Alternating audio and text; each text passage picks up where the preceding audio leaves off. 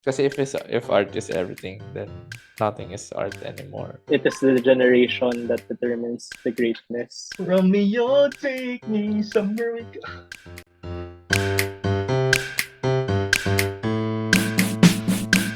Hi guys! Welcome sa isang namang episode ng All is Well the Podcast. Ako si Dutch. Ian, Jomar, Alright, ang pagbabalik.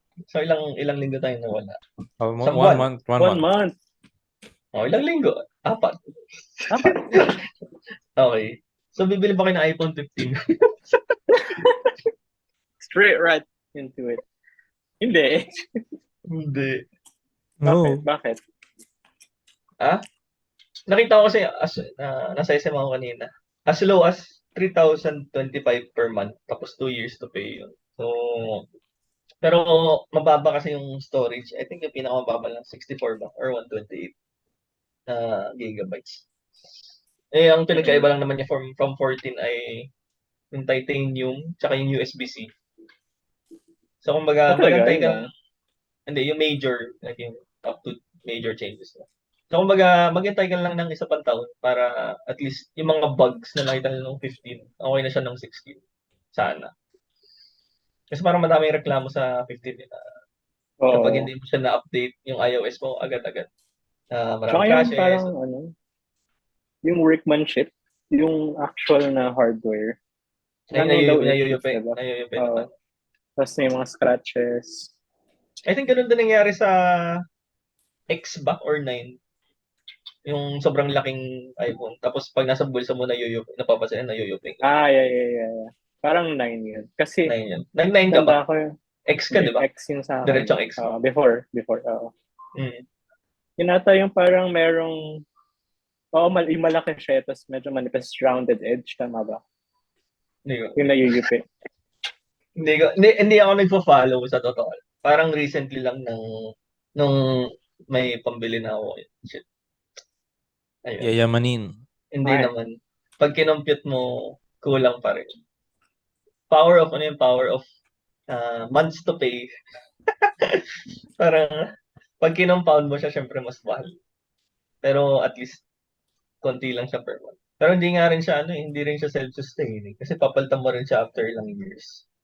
So, true. Parang like yung the Apple brand in general. Siya, luxury item siya. True. Tapos parang honestly, you can live off with Nokia 3310. O kaya kung gusto mo yung mga simpleng touchscreen lang na yung mga makabago ng mas modern ng konti, di ba? Kaya ba may target kayo saan? Parang target lifespan ng phone nyo? Lifespan? Ako wala. Wala naman. Basta gumagana. Basta gumagana. Tsaka yung I guess yung maganda kasi sa Apple, ang bilis na mag-transfer pag nagpalit ka na ng phone. Like, same settings kapag naglipat. So, yun yung kinaganda. So, probably yung life expectancy ng phone mo matagal. Kasi, iisang settings yung meron. Parang gano'n. Magbabayad ka sobrang hirap na Sobrang hirap mag-upgrade. I mean, hindi man mahirap. Parang hindi practical mag-upgrade year on year. Money-wise. Actually, every 2 years nga Kasi yung improvement, incremental lang siya So, diminishing return. Tapos yung presyo, hindi. Diminishing return. Oo, parang hindi siya worth it. Unless, siguro mga 5 generations, ano ba tawag yun? 5 models down na lang siguro. Or 4 models down. 5 models down. O kaya pwede. Kumikita ka using that phone. Kunwari, I mean yung features of that phone. Tech reviewer. Nagpa-provide. Tech reviewer, kung doon ka depende sa use case mo. Depende sa use case. Kasi kung wala rin namang binabalik na pera sa'yo yun, what's the point? Yun yung naging luxury item siya. Kasi very nice to have lang siya. Kesa necessary siya sa providing money or pangkabuhayan. Tsaka okay din kasi sa Apple, kung nasa ecosystem ka na, sobrang seamless nung connectivity between devices. And also, marami sa atin may iPhones So, in terms of like, yung ability to share, parang integrate with other Apple products. Kunyari, AirDrop, sobrang convenient niya. Hindi ako Apple fanboy, Mm. pero yun lang napansin ko. Hindi ko masyadong gamit yun. Yung Like, airdrop. honestly, Paano ka nagsisend? hindi ako nagsisend. Kasi, may messenger, Viber. Hindi kasi nasisira yung quality. Tsaka Viber Master Race. konti lang kasi yung naka-iPhone sa mga kakilala ko. So, kunwari, if you say, ang daming naka-iPhone, marami din kasing haters yung iPhone. Like, ang daming maka-Samsung or ang daming anti-Apple kasi hindi maganda yung user experience or whatever. Pangit yung battery, 'di ba? Parang very behind yung battery, ang bilis ma-dead battery. So, kahit sabihin mo marami naka-Apple, marami ding hindi. So, since marami naman din akong kakilalang hindi, yung general behavior ko is to treat na walang Apple AirDrop yung mga tao. Parang gano'n. Okay. Pero depende rin kasi like kung yung lagi mong sinasendan is naka-Apple, Probably, parang mas mag-make sense. Kunyari, family mo naka-Apple lahat. Mag-make sense na mag-Apple ka rin. Ayun. Pero yun ba yung topic natin today? Hindi naman. Bukod sa, yung sa amin kasi, hindi lahat naka-Apple. Yung iba, gusto nila melon.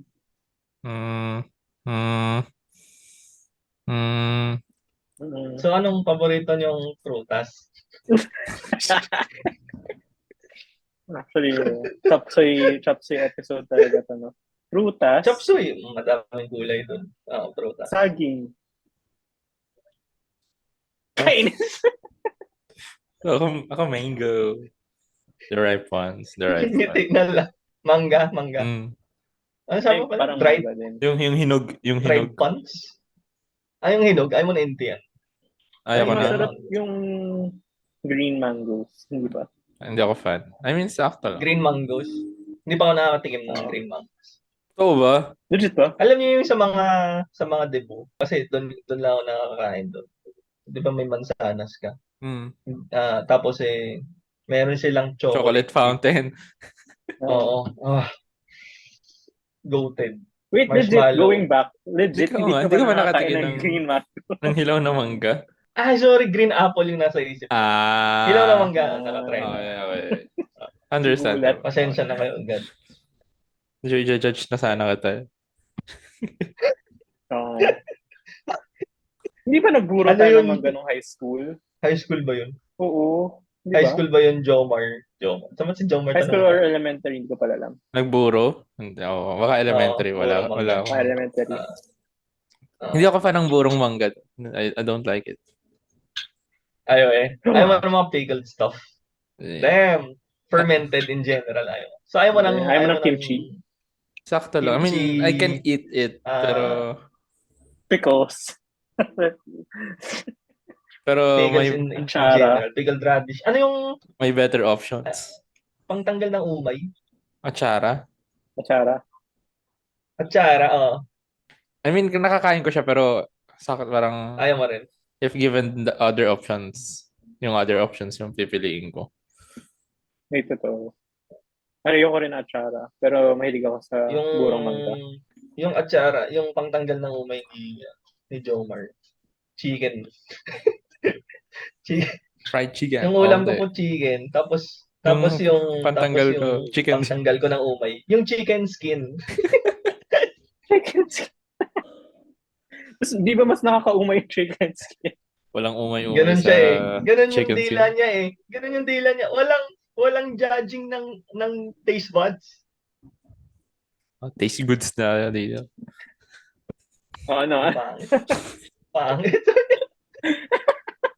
Parang napunta sa fermented food yung usapan. Fermented food. Speaking of kimchi, hindi ko sure kung na-share ko na dito na parang yun na lang yung niluluto ko recently. Kimchi? Share ko ba dito? Rice? Kimchi fried rice. Kimchi fried rice. Tsaka mga kimbap and shit. Gano'n. Kasi turning off pa na. Actually, yung dahilan kung bakit nawala kami ng mahigit 10 buwan.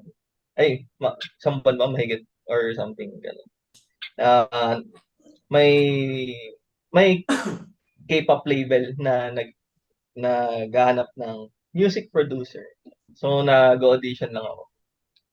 So, medyo matagal din siya ang gawin. Nakakapagod. Parang never ko pang ginawa yun. Na sunod-sunod na mga araw na nakatitig lang ako sa try gumawa. Kasi parang, if you're working sa creatives side, hindi ko alam kung anong process like sa industry ng creatives. Pero hindi ka ba nauubusan ng ideas? Siguro good question sa mga sa mga creatives nga. So yan na po talaga Kasi yung topic natin for today. Nauubusan pa tayo ng ideas. Yun yung hindi ko mag-gets. I mean, come from STEM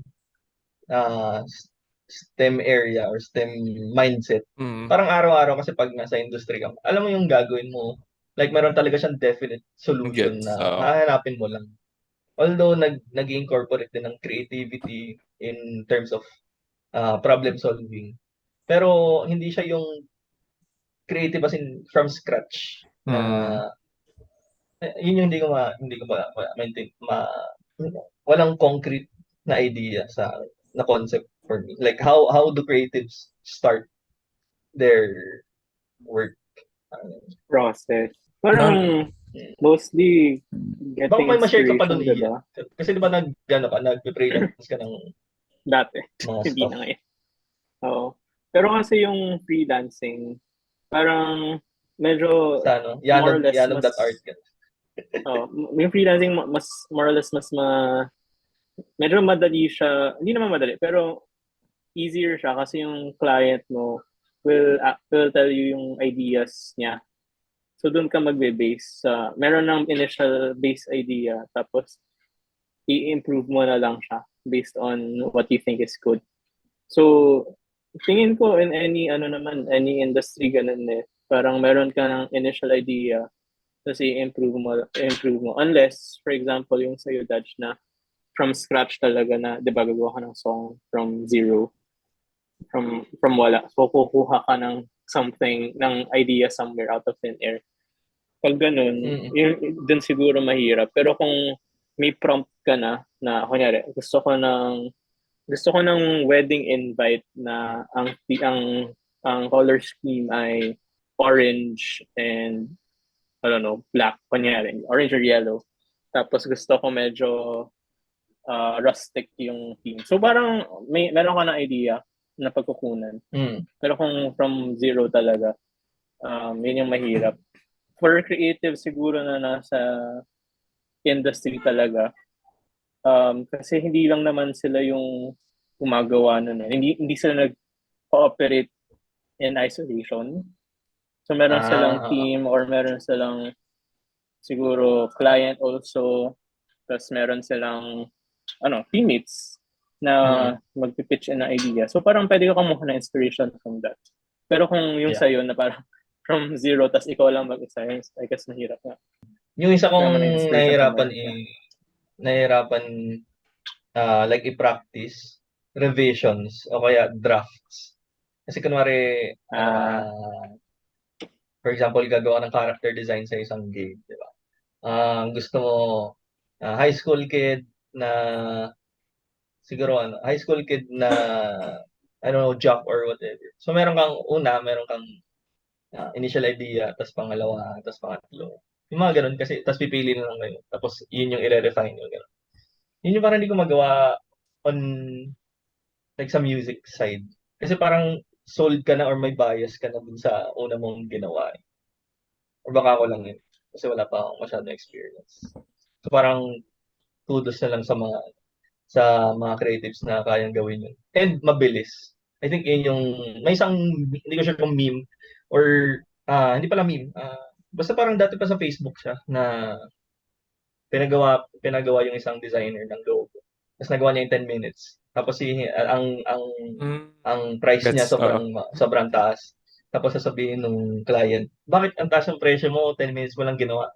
Tapos sinabi nung designer is, you're paying for the time it took to learn how to make it in 10 minutes. Nakalimutan yung point ko, pero gets. Parang medyo lumayo sa point, pero gets naman. Tanda ko nung sinabi ni Dutch dun sa And then if we will ever run out of sa ideas, naalala ko lang yung video ni Vsauce dati na will we ever run out of new music? As usual Wala sa excuse me, as usual sa Vsauce Vsauce. fashion. In Hindi Vsauce niya fashion. sinagot. Parang hindi niya or sinagot niya pero mas maraming nagda-diverge siya sa Segue. other. Pero parang technically, oo ata. Pero parang may bias din ata kasi yung tenga natin to certain sounds that will parang sound good. Maganda. Oo. Kaya nga parang technically yes kasi parang ano yun parang na-compute doon yung possible number of combinations ng mga notes na magiging maganda sa tenga. Pero madami din siya. So parang it won't matter if we ever run out of new music then kasi parang you won't get to listen to all of them. Saka we will still listen to it naman. Saka feeling ko siguro sa akin lang din when it comes to specifically music iba't iba naman din kasi yung taste ng tao and there's so many ways din to express a single emotion in many ways. Parang parang movies din. Parang will we ever run out of new movies kasi parang kahit ano nang naisip mo na parang plot nangyari na sa sobrang dami ng movies pero it's how you deliver it and how you deliver it would be accepted differently by people. Yung iba ganito yung gusto nilang delivery ng acting or what ng sound. So I guess parang it won't matter. Parang different strokes for different folks sa creative. So yun lang, hindi ko rin alam yung sure yung point ko pero actually gusto ko mag-add on doon. Kasi feel ko na-gets ko yung point na gusto kong sabihin. I think magandang example doon. Ano yung bago sa like Korean movie siya na yung nagkita sila after meron kang kopya nun. Ikaw Past Lives. Ako? Ano yun? Past Lives. Past Lives, Korean yun, di ba?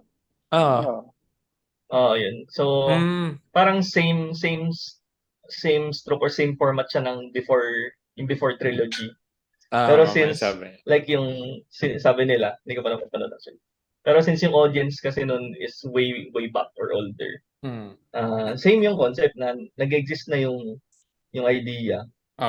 Siguro binago mo yung dialogue, binago mo yung characters or the music and yung theme or setting whatever. Pero same din yung same siya pero since iba kasi yung audience na nakapanood kunwari mga teenager na or mga bata na whose eyes have been opened nung movie na yun versus yung mga bata ngayon, I mean sa generation ngayon na nanonood ng Past Lives na who will get to have their eyes opened by the same format pero ibang art. Parang ganun. So, parang yun nga yung sinasabi mo, Jomer, na kahit mag-exist siya, nag-exist na siya, may chance pa rin na, I mean, hindi siya masyadong magmamatter. Kasi nga, hindi mo na mapapanood lahat ng art, hindi mo makakonsume lahat yun. Tsaka kaya tayo may mga revival, di ba? Like, for example, yung like in music. Ano maganda example? Alam mo yung lambada, yun. Kay J-Lo. J-Lo yun, di ba? Pero yung original, ano siya, from some dance music way back, 1990s siya. So, ni-revive siya using that music and mas marami naka-appreciate ng hook na yun. Uso ngayon yun, di ba? Yung parang sampling. Sampling. Dami nagsasample sa songs nila. Kasi pwede na siya ngayon kasi nakakalusot ka na sa intellectual property.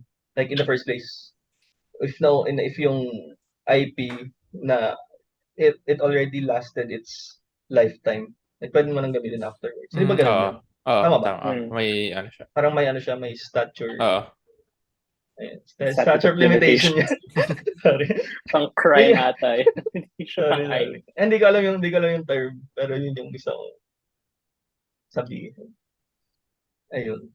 Tsaka yung Iseteo. Beetlejuice. Ano na? Juice? The Beetlejuice. Hindi ba yun yung The kanta Beat- sa Beetlejuice? Yeah, hindi ko sure. Pero yun, tas ginamit ni Chris Brown or New York na sobrang dance music din. Wala lang, napunta lang din yung train of thought. Tapos minsan din talaga may work of art na kaya bigla siyang super appreciated. Nagiging is pioneer siya. Pero as time passes, parang pag nilook back mo, parang normal lang naman pala siya. I don't know kasi buhay na ako nung nirelease siya pero hindi ko lang alam kung bakit naging parang cultural movie siya, One More Chance. Like, it's so, parang One it's More so, Chance. it's so Sarah revered. Geronimo? So Hindi. normal. Ano, So ano One More ordinary. Chance? Bea Alonzo, John Lloyd. Okay. Parang sobrang part siya ng pop culture. Pero kasi pinanood ko na siya way after many years. So, nung pinanood ko siya parang, what's so special about this film? Bukod sa funny yung acting ni Maha doon, parang hindi ko mag-gets yung parang hype around it. So, may mga ganun na films na it doesn't age well. Ano pa bang mga I don't know. Basta may mga ganun din na films na feeling ko when it comes to films, medyo mas harsh yung time sa kanya compared to music. Feeling ko mas timeless yung music compared to films. Music. Oo. Alam mo yung That Didn't Age Well? 2012. Ano ba yun? Yung movie.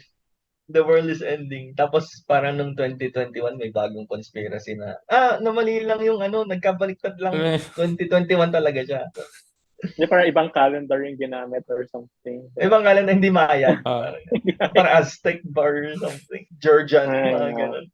Ano yun? The Nostradamus, I think. Pero totoo. Hindi ba sobrang mind-boggling na walang original ideas ever? Parang the ideas there. It's just how you combine the ideas that is original. Parang it's just waiting to be found. Parang it's there already. Pero parang kunyari yung Past Lives, diba? Sabi niya parang Before Sunrise, which is hindi ko pa napapanood. Pero put some Korean flair into it and boom, it's a new movie, diba? Parang, baka sa next generation, pag tapos na yung Korean movie. Merong new context na nilagay mo sa old idea. Parang mga formulaic na romantic movies na boy meets girl, may meet cute, tapos merong rising action, tapos may conflict, tapos may resolution sa huli. Di ba yun naman lagi yung Isipin mo yung Romeo and Juliet. Di ba parang nakwento ng high school yun. Romeo and Juliet. Tapos lagyan mo ng COVID flare. May patok na agad na. Oo, di ba? Yung mga gawin mong purely online. Yeah. Bago na siya. Ending. Bago. Ending, yung online, nag-end yung call.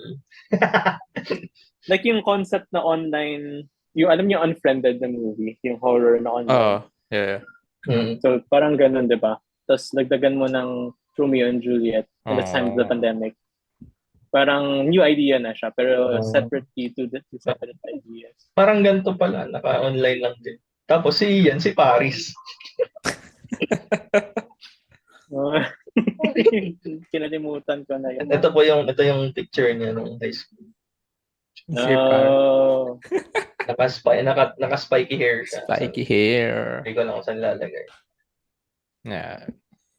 Solid. Pero inisip niyo ba na like kunyari yung mga grand pieces like yung mga classical music ni na Beethoven tsaka ni Mozart kunyari, tapos yung mga magandang architecture, mga Gothic churches, bakit wala nang gumagawa now? Meron siguro gumagawa pero hindi siya masasabing classical or one of the great works. Hindi naman masasabing great yung work. We won't know until we're dead. Baka wala pa lang, time hasn't passed enough para masabi natin na may classic. So, sobrang funny. Yung super bass ni Nicki Minaj. Yan, exactly. Like, classical music. Stephen, after like, let's say, 100 years. Ibang genre pala. for 200 years. Pag nakita nila yung baby ni Justin Bieber, like, some good music. I'm not sure kung magiging classics yung mga yun. Saka, ewan ko, ito totally pulling this out of my ass. Baka kasi that time lang, hindi Paamoy. rin masyado, bango yan. Baka hindi lang kasi din masyadong ganong the amount of art that is produced is very minuscule compared sa art na produce ngayon. Kasi, Kumbaga, sobrang busy yung mga tao mabuhay. mabuhay. Oh, exactly. Kaya siguro yung lumalabas that time. Medyo alam mong at the very least may quality agad kasi if wala namang tawag dito, walang masyadong lumalabas na low quality kasi wala silang time to afford to produce low quality quote-unquote art. Nung isang araw nga, may balikbayan akong pinsan. Tapos nagpunta kami ng National Museum of Fine Arts. Tapos ako naman pinsan, kakwentuhan ko. Isipin mo pag nababore sila, nagpe-paint lang sila. Naman nilang time eh. Parang isip ko, ang daming time talaga ng mga artists na to na paint lang sila ng paint.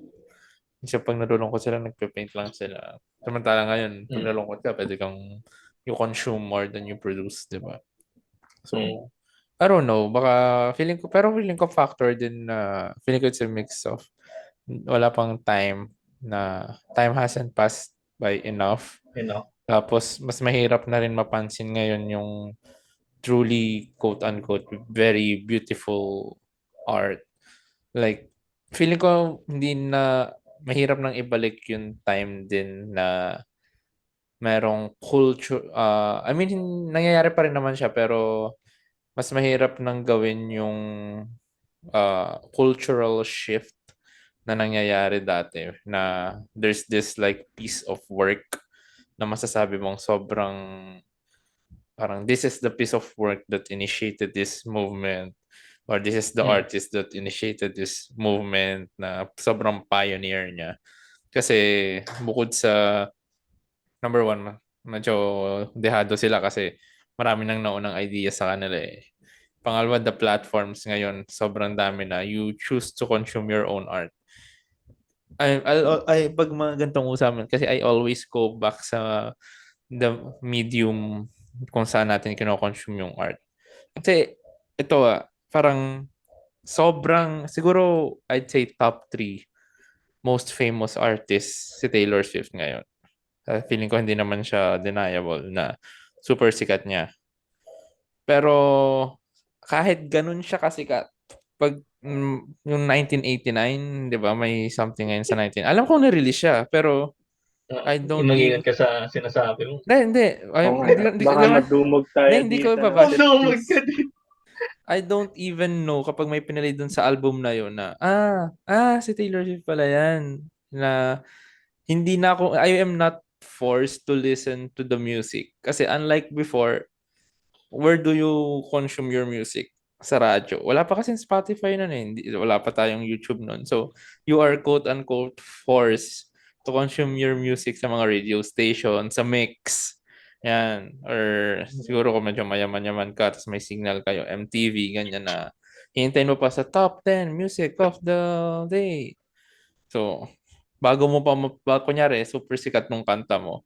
Bago pa mag-play yung number 1, so kailangan mong to sift through dun sa 2 to 9 na, okay, ito pala yung mga kanta ngayon. Unlike ngayon, parang kahit gaano ka-famous yung artist, if hindi mo siya, or if hindi mo trip yung genre, hindi mo siya papakinggan kasi, let's say for example, gusto ko lang pakinggan is si Juice WRLD. Sa type ko lang Juice WRLD, then I'll listen to my own music, di ba?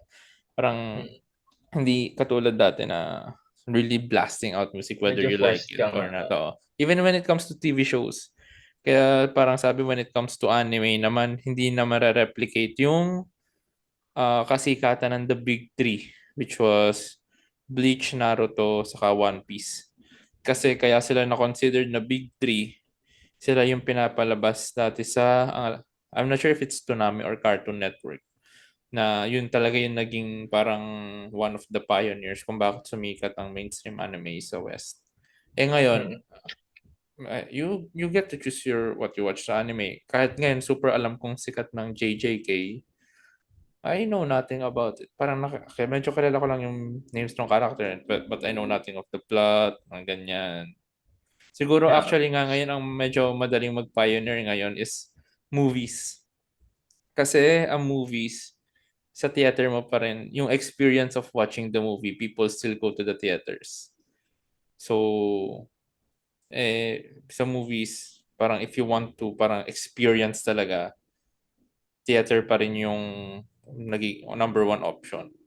Unlike, so parang quote-unquote, force ka na mapanood mo. Tapos you get to share that experience with other people. Kaya may nakita kong isang tweet pa na yung, yung mga moments na you had to be there, na kahit ako hindi ko napanood, feeling ko I agree with that sentiment na at that time nung nirelease ang Avengers Infinity War, iba yung experience ng mga nanood sa theater for the first time na nung may scene doon nung kay Iron Captain Man. America. Okay yun natin. Basta may scene doon na Di ba sobrang... Kinuha niya yung Hindi, hammer ni Thor. and Infinity War, Endgame. Endgame ata yun. Infinity War yung Infinity War yung sinasabi. Infinity War. Parang, damn. Tapos yung parang nag-snap si Thanos. Parang, Endgame yun. Endgame yun. Hindi, Infinity War yun. Infinity War, si Thanos yung nag-snap. Okay. Yung aftermath. Siya nag-snap din si Thanos sa... yung naging Pero abo wala yung pa lang mga... story.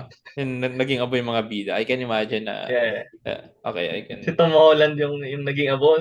Ah. Yung sinenta. Iyak sila. So, yun lang. Gets. Ang daming points na gusto kong i-reiterate. Hindi ko na kung anong unahin ko. Pero I think yung sa cinema, agree naman ako dun. Pero siguro may konting bias lang din. Kasi yung pupunta sa sinehan is gusto mag-sinehan talaga. Like kung movies naman, marami ng platforms. May Netflix ka, Hulu, HBO, kung ano man. Edi, you can say the same thing for radio na mapipilitan ka. Like kung sa sinehan mapipilitan ka. Yung mga gusto mag-music na mag-Spotify and gusto yung radyo. So, ganun din. Mapipilitan pa rin sila like at the current moment. Current system. Same as sa movies. Tapos yung isa pang I think yung isa pang dahilan kung ba't konti na yung art before is na kapag art ka lang talaga if meron kang pera. I don't think ka.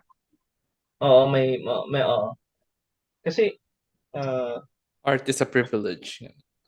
Yeah, art is a privilege. Kaya ngayon marami na ngayon na artists siguro. Kasi okay na yung higher na yung quality nung lifestyle. Hindi na relatively higher na yung mortality. Expectancy pala, life expectancy, di ba? So since okay na yung side na yun ng civilization, we can go to art and consumption. Tsaka tumaas na rin yung demand, tumaas na rin yung I guess kita ng mga mo from art. Kasi kung painter ka dati, may ano ba yun? May hindi ko pala masabi kung may bayad yun or charity lahat. Hindi ko alam. Kung si Michelangelo ba yung nagpaint nung sa Sistine church? Chapel. Sistine Chapel. Tsaka si Da Vinci. Leonardo. Yung mga Ninja Turtles. Hindi natuloy. Pioneering. So, pagdating sa pioneering, so sobrang saturated na nung art ngayon. And ang gusto kong balikan is memes, like as an art. Kasi sa sobrang dami na rin ng iterations, variations ng memes. Tama. Naging whole other genre yung mga hindi siya anti-meme. Anong tawag doon? Memes that are so dank, they're normal. Pina-follow ko yun eh. Parang, ano may example nun? This is a cup of water. Tapos meme na siya. Did you know that if you type W in your laptop, a W will appear? Ano ganun? Diba sobrang meta. Sobrang meta, oo. kumbaga, th- there's no creativity put into it that it's creative. Parang ganun. Oo, get Kasi, it. in the first place, when you're trying to create art, usually, nag-iisip ka ng something new, something innovative, diba? Yeah. Something unique, or something out of the ordinary. Eh, syempre, ordinary naman. Pag nag-left click ka, mag-left click ka. Mas parang, ang magic lang sa akin. Oh, like going back now dun sa what determines greatness. Parang na-mention kasi na we won't know until we're gone. Pero I would like to put forth an argument na it is the generation that determines the greatness of a certain Grabe thing. naman yun. Grabe. Hindi, kasi like kunyari, Taylor Swift. Anong paki ng mga anak natin kay Taylor Swift? Tayo lang yung nagbe-benefit sa music niya. Tayo magde-determine na, she's the best artist of our generation. But the longevity na Taylor Swift, that's another thing. Like how long will the influence or the parang the fame of Taylor Swift, how long will it last? Yun yung it depends eh. Kasi yung going back dun sa mga paintings like sa Sistine Chapel, it endured time eh, na preserve siya. So, mas nakikita natin yung best art of that particular time. And yung mga architecture, for example. I guess there are some cases na only after the era na consider na great. Like, I know si Van Gogh. Van Gogh. Yeah. Van Gogh. So, namatay siya. Siya yung classic case nun, di ba? Parang after lang na-realize na this man's a genius nung namatay siya. And I think the death contributed somewhat to it yung nangyari sa kanya.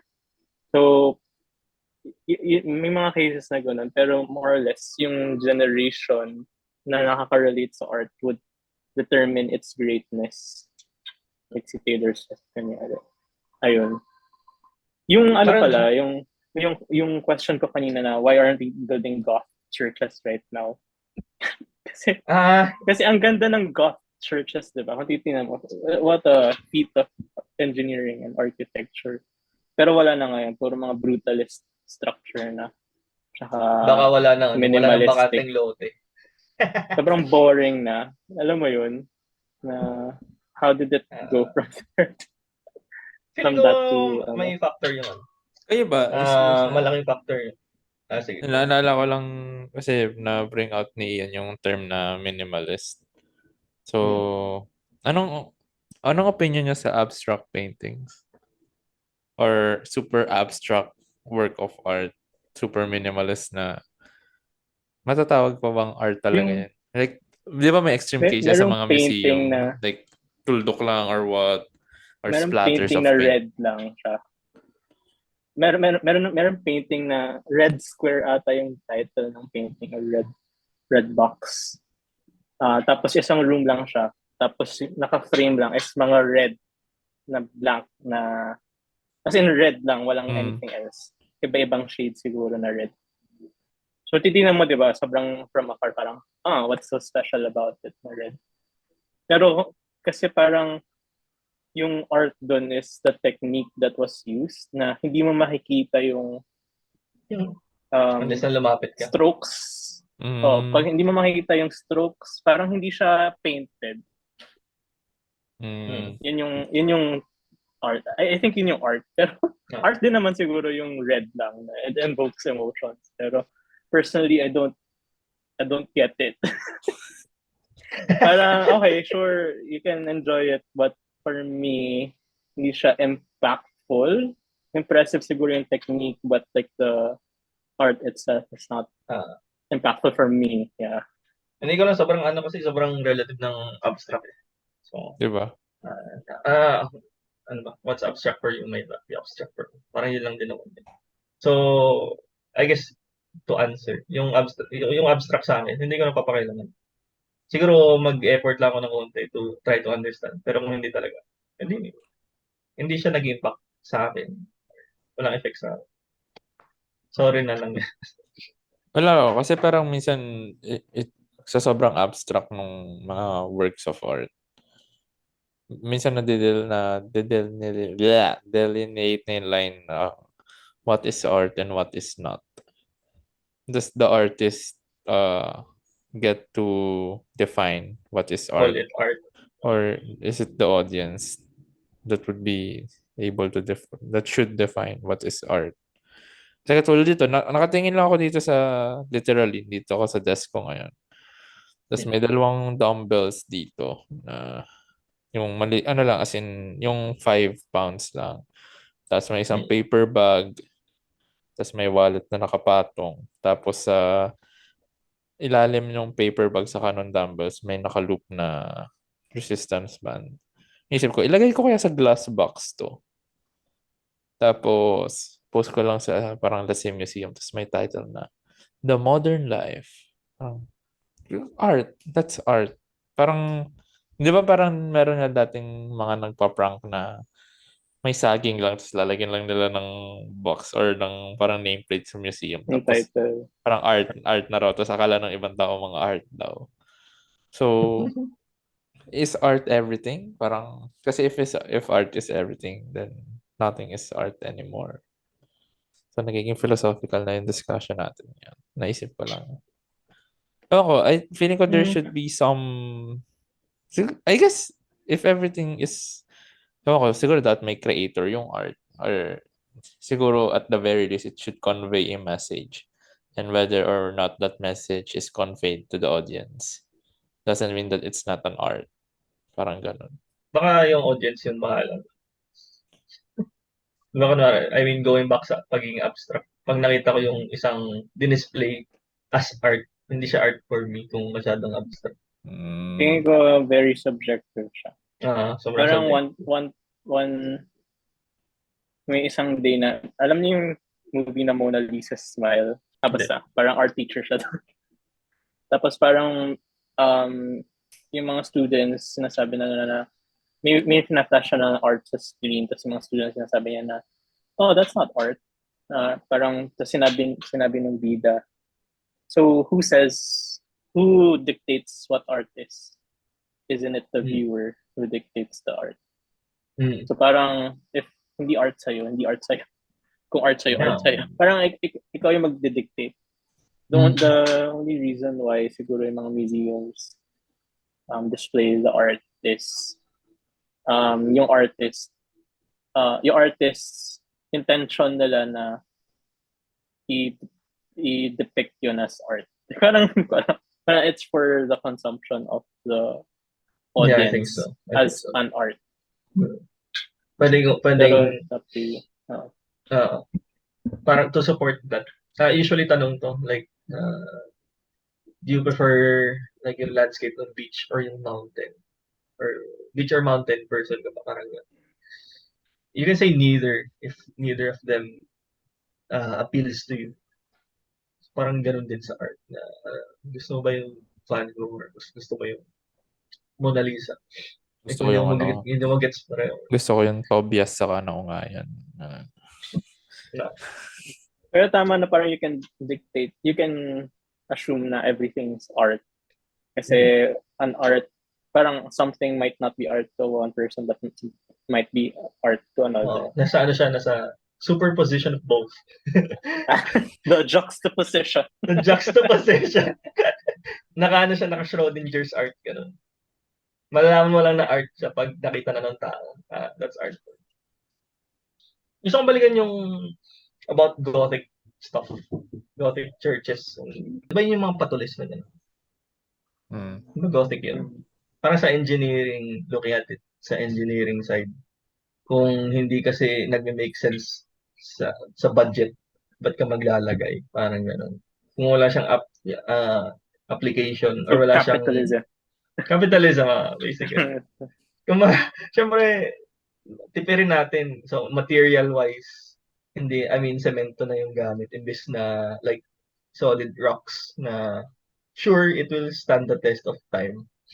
Pero, parang like the current budget and yung expected lifetime ng mga structures, hindi na siya kailangan mag-last lifetimes, di ba? So, I think ganun din yung, isa pang factor yun na pwedeng i-take into consideration.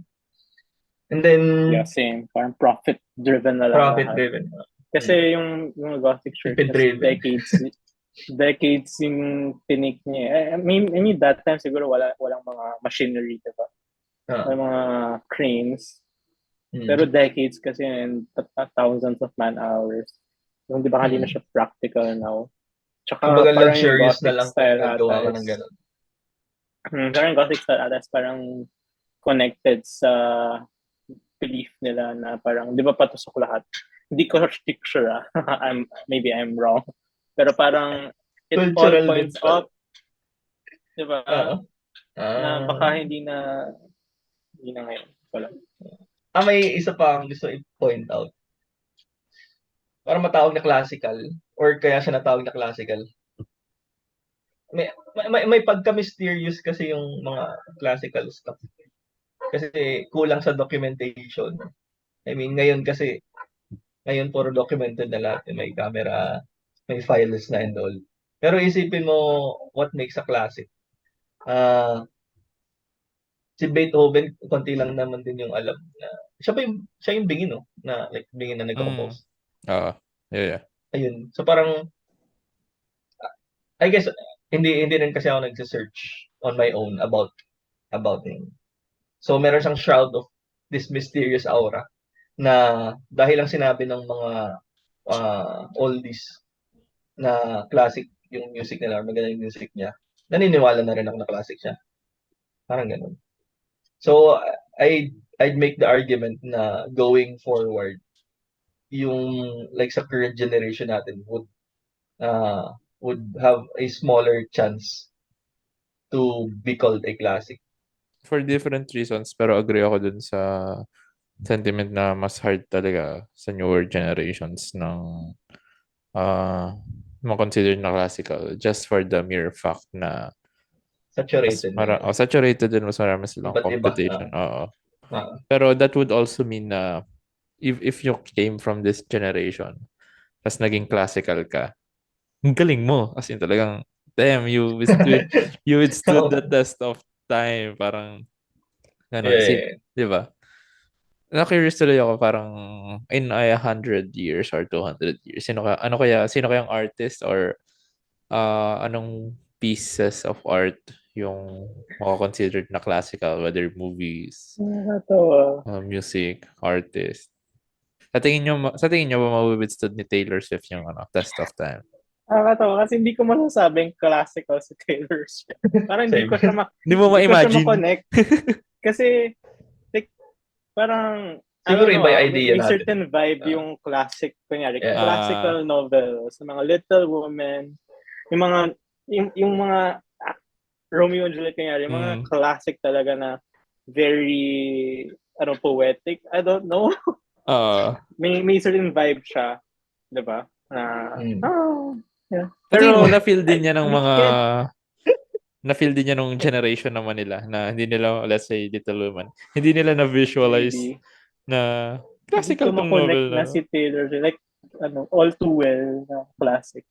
All it takes naman is one piece of work. Like sino ba magandang example siguro? In modern? Sipin mo, let's say, ito random example lang, let's say Van Gogh. Yung ang nagpasikat talaga kay Van Gogh is for me yung Starry Night saka yung sa tenga niya. Pero malay mo ilang kaya yun na sa out of nowhere, ilang kaya yung paintings niya na puro dick paintings lang ganyan. Graffiti pala. All it takes is one. Dick pic when it wasn't yet a pic. Parang all it takes is one work for me na sa sobrang ganda and the context around it to be considered. Yeah. Kailangan din, feeling ko yung circumstances mag-align na. Damn. Like, feeling ko in a smaller scale, kaya bigla nag-blow up yung Gangnam Style. It's not the first Korean song naman. Pero, I don't know, for some reason, bigla siya nag-blow up and it became the first 1 billion, diba? Alam ko, first 1 billion views sa YouTube na nasira yung counter ng YouTube dahil ng song na yun. Kaya inayos nila yun. So, it's in the history books na. So, speaking of billion, officially billionaire na raw siya, Taylor Swift. Oh, Today lang. 1.1 billion. Hindi ko lang kung mag-extend yung music niya to different eras. Ay, ang galing ko nun. Wala na akong take. Sa tingin, ano ba yung Ay. pinaka-recent na consider nyong classic? At sa akin, feeling ko, Carpenters. sa akin, Beatles. Yun yung era na yun. Beatles. Ang tagal na ng Beatles. Carpenters, Beatles. Pero wala pang 100 years ang Beatles. Meron, wala pa ata. Wala pa. Buhay pa si Paul McCartney. Wala pa. Ay, Paul McCartney. John Lennon. Oo. Eric Clapton. Beatles ba siya? Basta yun yung John Lennon. Hindi ba patay na si John Lennon? Sino yung buhay? Paul McCartney? Oo. Ay. Tama. Tama naman. Sorry. Ayun. Hindi, Wala pa sigurong either Beatles or Queen. Bee Gees. Bee Gees yung Hindi, alam mo yung pero classic sa akin. Sino? Aegis. Aegis, E-Heads. Ayun. Class. Heto! Para. Yung classic. Oo nga, ano yung pinaka-latest na classic? Worldwide, sige sa akin. I'll say, Beatles. Tapos, honorable mention ng Queen. Sige, isama ko din. Sige, Queen na lang kasi medyo mas latest yung Queen sa Beatles. Yung baby ni Justin Parang Bieber. Beatles nga eh. Diba? Parang yung all-time records, parang naglalaban Beatles tsaka si Taylor Swift na, diba? Mali mo, Ngayon? mawithstood na rin eh. Ang hassle lang kasi pag nagko-compare ngayon ng records, ang hirap niya nang i-compare kasi may streaming na ngayon. Oo nga. Whereas before talaga kailangan mong bilhin ng bumili. Para ma-count siya, no? O kaya sa radyo, number of times na i-request or i-play. Feeling ko yung official nga dati is talagang through records. Kaya medyo weird na, alam ko hindi ko alam ata if na lampasan na ni Drake si Michael Jackson. Michael Jackson! Michael Jackson, feeling ko. I'd say siya yung... Pero personally kasi I don't listen to his music. I don't, pero I know na, that's Michael Jackson's music. Ganun siya ka... Okay. Sige. Pero pop na kasi, siguro, hindi ko masabing classic yung mga pop, di ba? Parang weird. Mahirap eh. Hindi mo ma-dikit yung word na classical sa pop music. Siguro kasi... Isipin mo, nag-prefer Elise ka, tapos pop music yung nasa. Hindi, ang meaning ko kasi ng classical, like, it withstood, not the genre itself eh. More like... Yeah. Diba? Pero nahihirapan lang. Nahihirapan ako ihiwala yung dalawa. Yun kasi yung idea ko ng si classic. Elvis. Mas nauna si Elvis kaysa kay Michael Jackson. Michael Jackson yung latest ko na. This artist withstood the test of time. Michael Jackson. No, worldwide. I'd say that's him. He's him. Isipin mo kung yung mga generations after, iba na yung maging idea nila of what is classic. So baka mas maganda magtanong sa kanila. Kasi ako talaga, isipin mo yung may pop vibe, hindi ko na siya masyadong hindi ko mahiwalay na hindi classic genre. Kaya hindi ko na pag inisip mo mga Thriller, yun, may napapagano ka na. I wouldn't say feeling ko naman Taylor is going through that Going to be. She's in trajectory niya. Mukhang na eh. Tsaka yung mga ginawa niya rin kasi after, like hindi lang sa music niya. I mean, hindi lang like yung music itself, kundi even yung pag-alis niya dun sa label, pag-release ng Taylor's version. Mag-help ng case niya is her longevity and her peak. Ginawang sports term. Pero kasi sikat na si Taylor 2012 ata. Way back pa. Love Story pa lang. Love Story 2008, anong year ba lang? 2010. 2008 ba yun? Or, yun na. Pero Love Story nagpasikat sa kanya. Teardrops on My Guitar. Teardrops on My Guitar, yung debut. Debut niya, di ba? Patok na agad yun. Pero Tsaka Picture to Burn.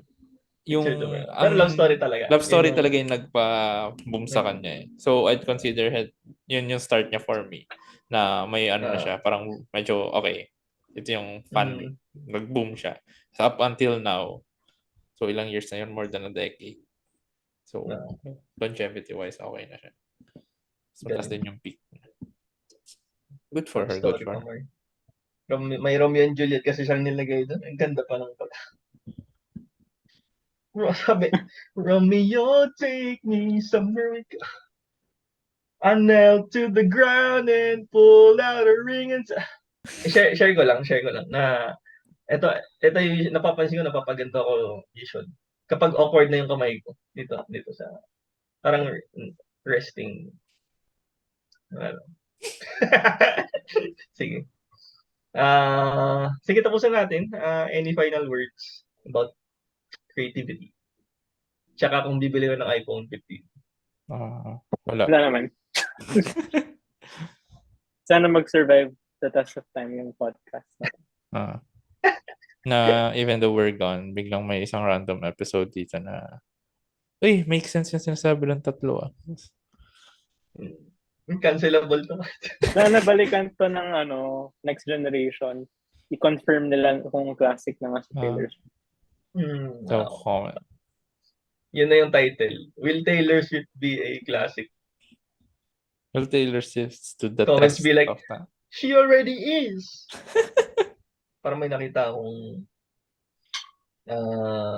story sa drug. Si Taylor, Taylor Shish. Si Taylor Shish. Ang funny nun.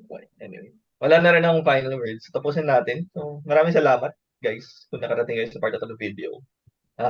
Give a like. Comment kayo kung tingin yung magiging classic si Taylor Swift. Well, officially billionaire na siya. Bagamat, hindi siya fixed na criteria ang pera, no? Pero the fame, it shows. So, dinipensahan ko lang naman yung billionaire claim. Pero, ayun, like, comment kayo kung tingin yung magiging classic siya in the future. Share nyo sa friends and family and subscribe kayo, follow, tingin yung worth it. Nasa mga streaming platforms kami. So, kung nandito kayo sa YouTube, check us out on Apple Podcast and Spotify. Kung nandito man kayo nakikinig sa streaming platforms, check us out on YouTube. May bagong gupit si Jomar. Ayan. So, Hindi ako may nakapag- mga... Yung nagsasalita po yung may bagong gupit. Check it out. Meron ba yung feedback forms? Wala. Na hindi ko alam kung ayun, someone wala naglagay. Lagay kayo, guys. Para mag-grow din yung channel namin. So, yun. Okay na. Sabi ko nata lahat. So, thanks everyone for watching and see you next week for another episode of All Is Well, the podcast. Ako si Lodge. Ian. Chomar. Alright. Bye. Bye.